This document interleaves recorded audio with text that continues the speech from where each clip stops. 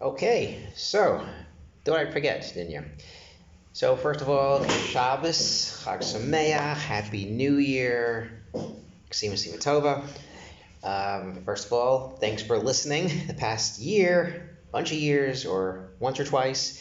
I appreciate the comments and the texts and the chizuk. I do this. A friend of mine passed away about 5 years ago, and I still learn on the plane, and his memories to fly together. I don't fly so much anymore, thank God. So this is what I do Friday afternoon. I kind of prepare something, and I appreciate even one person commenting. It means a lot. It gives me the chizuk to go on week to week and year to year. This is the last one, Tashim Pei Gimel. So there's no reading the parsha, the weekly parsha, but we have Rosh Hashanah. As one interesting thought that came to mind as I'm brushing up a little bit on the Ali Shore, Rav Olby has a few pieces on Rosh Hashanah and Elul. And one interesting comment I thought was one interesting thought is tonight Malchus. We don't think about tshuva at all. That's the next day, the whole month we had it. But for 2 days, we really don't think about tshuva, chait. We don't mention these things. We're trying to focus on Mamlech Hashem. You can't do tshuva unless you appreciate and acknowledge that everything's from Hashem. And you want a good year, you have to acknowledge that it comes from Hashem. So that's kind of really the starting point really of Rosh Hashanah. And Rav Olby has a problem, or we should have a problem, is how do we even know what that even means? We don't have a king. And even if you live in a country that has a king, you don't really have a king. Because the king is really at the whim of the Republic, the Congress. In England, they have no power really to do anything except for collect money and taxes and things like that, and they're in the newspaper all the time, but they can't do anything. And even, in America we have a president. Yes, the president could do stuff, but the president really works under the approval of the people. The president can't do what he wants because the people won't vote him in. And there's term limits. So we don't have a good example of Melucha nowadays. And Rav Olby says, so instead of saying, screw all of this, we do have a thought. So Rav Olby mentions that a phenomenon took place in World War II when kings were kicked out of the countries that they were from. The King of France, different countries, Greece, whatever the case is, were kicked out of different countries and they resided somewhere else. So you had the King of France getting kicked out of France, escaping, the Shah of Iran, well that wasn't World War II, but that kind of that point.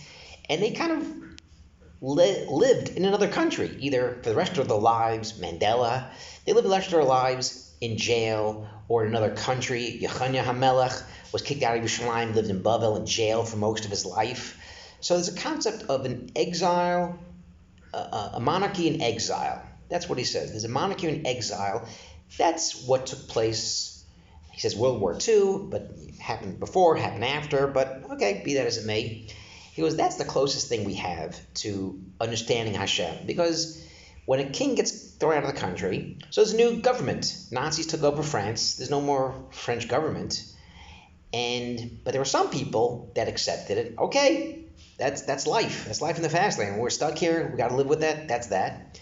But some people were part of the resistance. Some people said, you know what? We were hoping for the day. Maybe next year, maybe 2 years, maybe never. But we really are going to fight this government.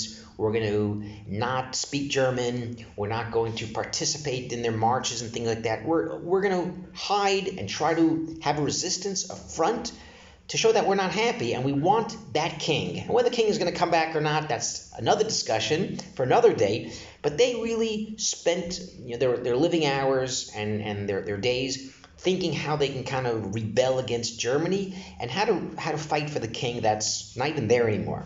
So Rav Olby says, this is what we have. We have to kind of imagine that Hashem is in exile, and which is true. The Shekhinah is in exile. We have more people in the world don't believe in God, creationism. More people don't keep even the Zion mitzvahs b'nei Noach. And not even all the Jews keep the mitzvahs. So we're the resistance fighters. We're hoping, and the end of days is Melech HaKaretz Kulo. We'll say it tonight, in a few hours, that we're hoping for the day, the time, when there's an ema and a pachad of Hashem on everybody.